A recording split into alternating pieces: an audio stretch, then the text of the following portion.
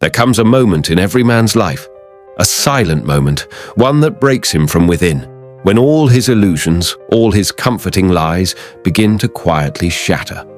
He sees the very things he once desired with closed eyes: love, companionship, a future held together by someone who says, "I understand you." But imagine, what if all of this is a lie? Schopenhauer didn't just question it, he tore the entire game apart. He saw through the dark system of human desire and refused to look away. For him, romance wasn't relief. It was a seductive trap crafted by nature.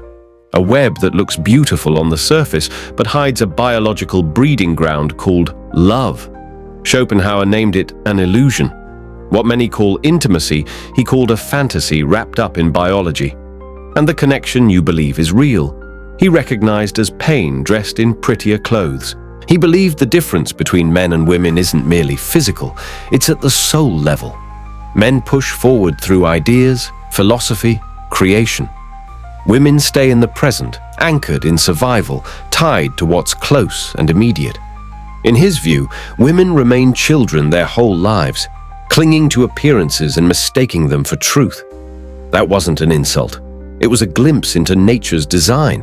What is beauty? Just a mask, a biological bait that seduces you into losing your judgment, your purpose, your freedom, so you reproduce. Schopenhauer saw women's beauty not as a gift, but a trap, designed to weaken a man's will, to chain his life to his desires. History shows us kings, warriors, thinkers, empire builders, defeated not by war or ideas, but by a soft smile or a gentle voice they never saw coming. Schopenhauer argued that women lack brute strength or grand ideas, so they mastered the game of soft manipulation through subtle emotional play, charm, necessity, right where the man is most vulnerable, in his desires. Society calls it love, romanticizes it, labels it sacred, but Schopenhauer saw it as a biological transaction sealed in poetry, hidden inside vows. Love, he said, isn't the meeting of two souls or destiny. It's a trick played by the will to life. Life itself pushing forward through us without our consent. It doesn't care about your peace, happiness, vision. It wants one thing: reproduction. So it plants fantasies in your heart, shows you illusions. This girl is different. This time it's real. And by the time reality strikes, you've already surrendered. Marriage, he said, is a legal deception, signed in hope and paid for in regret, a strategy so nature can reproduce through you.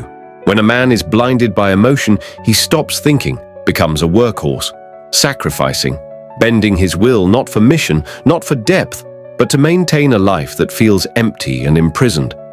When beauty fades and the magic wears off, what remains? Silence, resentment, hope turned hollow. The freedom he once carried, the hunger to create, to explore, to seek truth, gives way to duty, routine, responsibility. Society calls it maturity, true love. Schopenhauer asks, is this growth or surrender?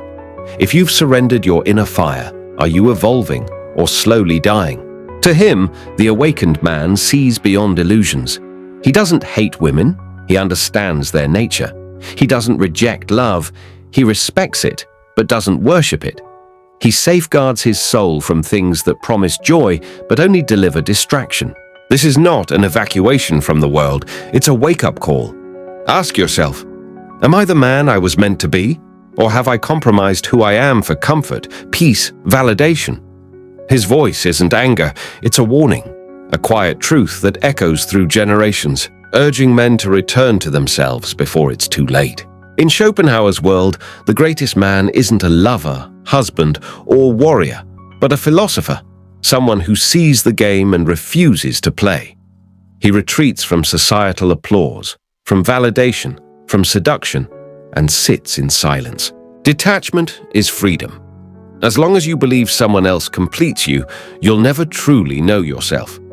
Recall the Buddha, Stoics, saints, sages who walked alone, not for lack of love, but to preserve their peace. They rejected romantic illusions. They chose clarity over comfort, wisdom over warmth, True strength, Schopenhauer said, comes from solitude, not to dominate others, but to reclaim yourself. This path is not for many. Society will call it cold, detached, bitter. But he didn't write for everyone. He wrote for the few who are ready to see the truth. The men who have journeyed far and now ask, why? Those who chased love, lost themselves, and now seek something real, not validation or comfort, but truth. Here is the truth. A man who doesn't understand his desires becomes their slave. A man who doesn't understand women becomes weak in their hands. A man who ties his identity to romantic promises loses it when they break.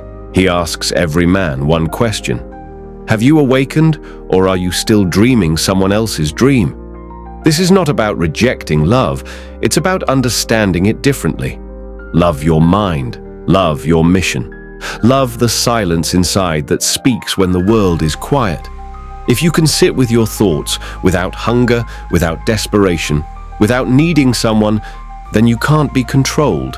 Then you're free. And if something inside you stirs, something uncomfortable, don't flee. Stay. Let that fire burn away illusions. Let it unravel the lies you've been told, what you should be, what would complete you. You weren't born to live within a chessboard, even if it's labeled comfort.